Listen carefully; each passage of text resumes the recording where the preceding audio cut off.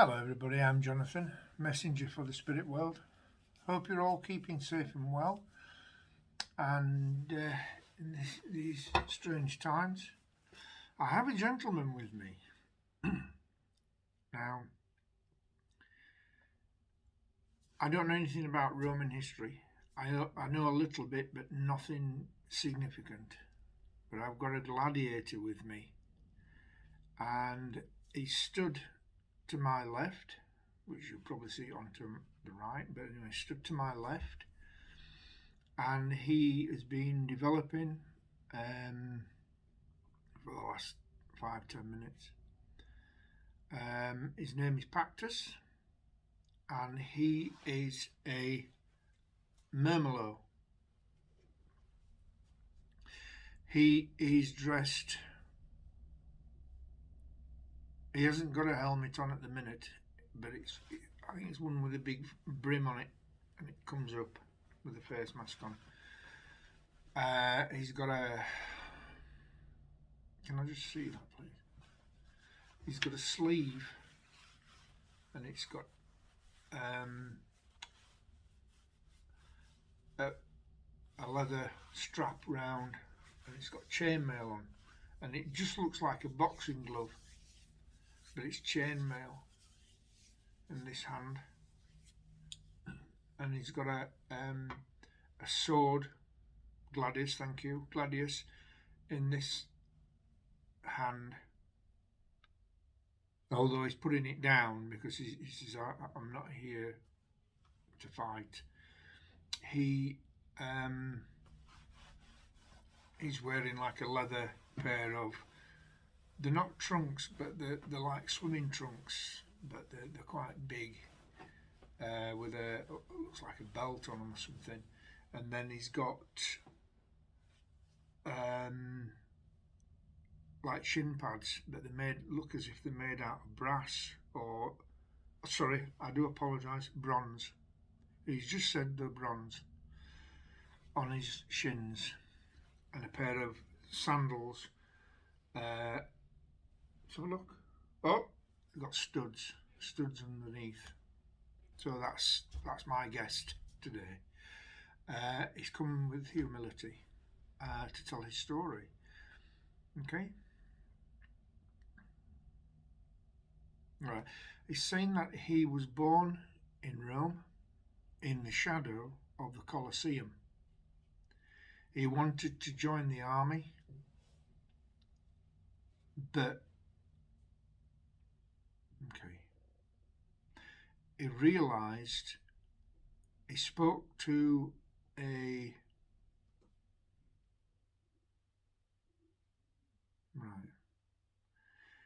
He was a secretary to a statesman who said, if you really want to make money, serious money, become a gladiator.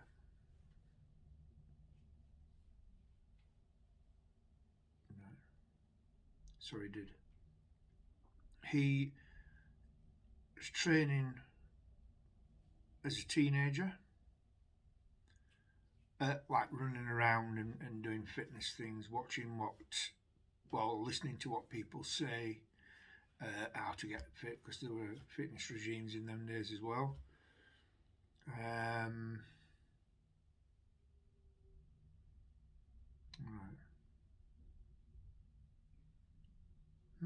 I didn't know that. He's just told me, it's quite interesting, and I didn't know this, that he signed on for a period of time to be a gladiator.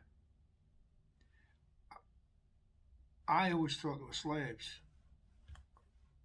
I've got one here with me who's telling me different.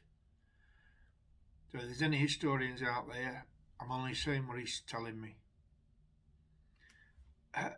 He signed on for 5 years, and within that time he fought. Oh, right, okay. He's telling me it was like a travelling circus.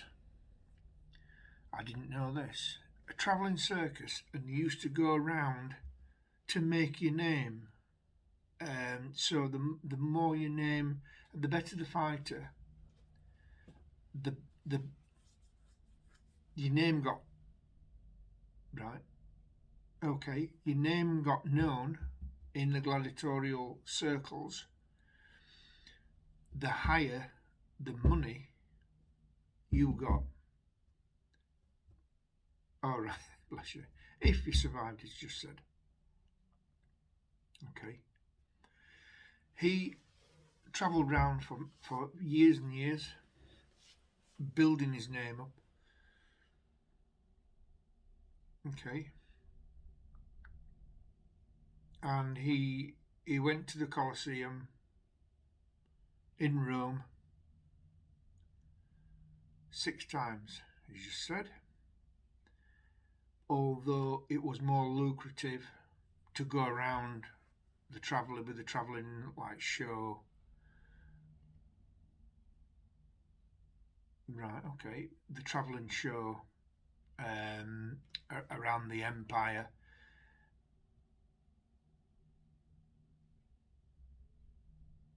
Right, okay. Because in certain provinces, thank you, provinces, in certain provinces of the empire, they paid more because they were rich, or if they were a richer province, they paid more. He said that the chap who was his handler bartered the prices. Right. He's saying seducing the wealthy out of their money. I don't think it means what I think it means. But anyway, he is... Right, okay, he's saying the emperor, or his emperor, I do apologise. I don't want to upset him because he looks a dangerous man. So he certainly appears to be well capable of fighting. I'll say that. I suppose he'd be a bit like a cage fighter today. Okay. His emperor, when he lived, was Caligula.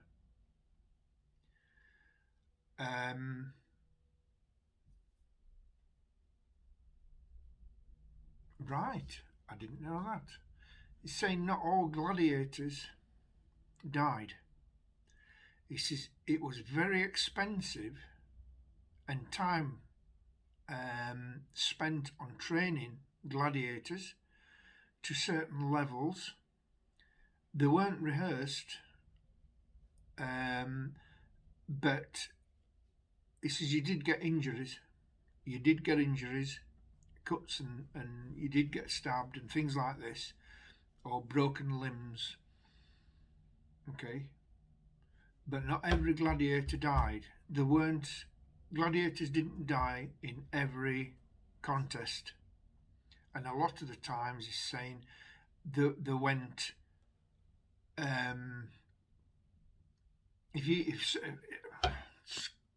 tell me it again, please.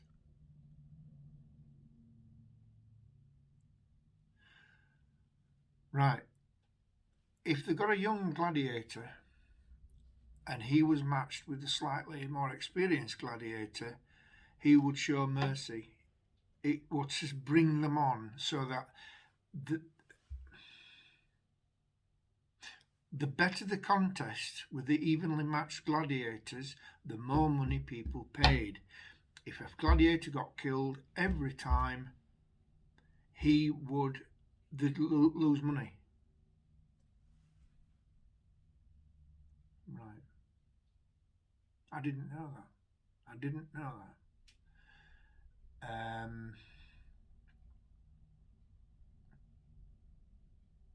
Okay. He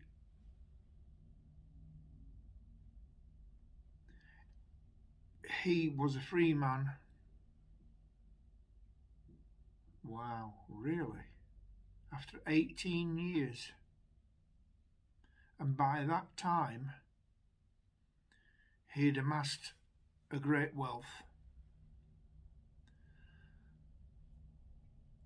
and he bought himself a farm.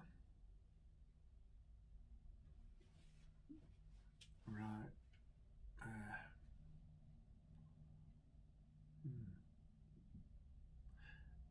In the south of Italy, and he had his own gladiatorial school, but he used to grow his own crops and things.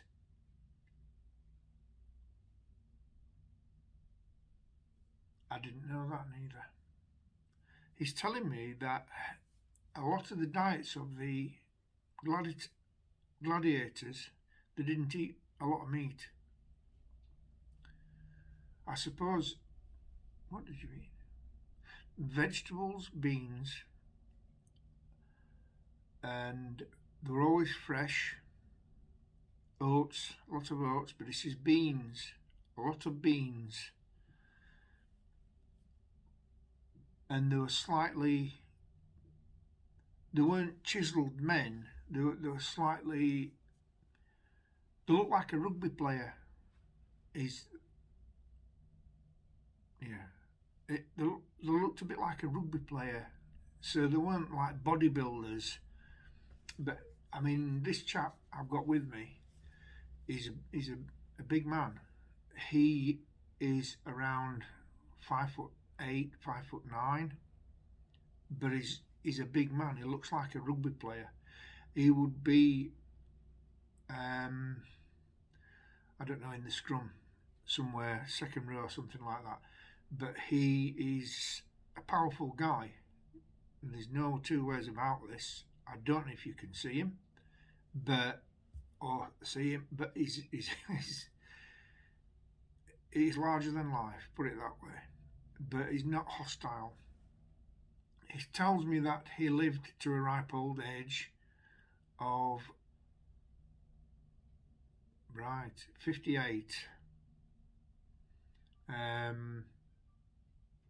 Is that a ripe old age?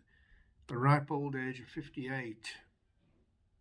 And in that time he got a wife and 2 sons and a daughter.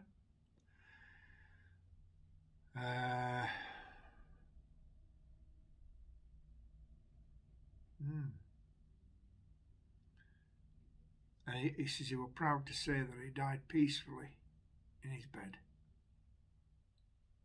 Bless you. He's not. I just asked him what the point of him coming to see me was, and he's saying to tell my story. Because I've just asked him if he wants to put a message out there. But he just wants to tell his story from an actual 100% genuine gladiator. And it's an absolute privilege to be able to see him and be able to talk to him.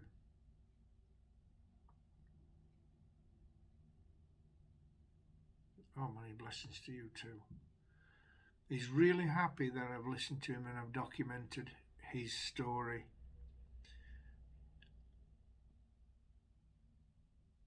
Right, he says, well, like any young man in the day or in his time, that he didn't want to fight in the army because there wasn't much money in it, and you signed on basically for life nearly. I don't know if that's true, but he says you spent a long time in the army fighting, and you did as you were told. He got the best life he could have given himself. He says he got the best medical care. Yeah, he's just said the best treatment when injuries, medical care basically. And he said he had all his teeth, which I suppose is a big thing in them days, and he survived. So I suppose it's a story of a survivor. Well, there's no suppose about it. It is a story about a survivor. Thank you so much for coming to me, and it is an absolute privilege. Peace be with you too also. God bless you. That's why I love doing this, because you just don't know what you're going to get at all, or who's going to come through, or what stories you're going to tell. Anyway, he's gone now, and as I said, it was an absolute privilege to be able to tell this man's story, and a lot of things he's told me I did not know.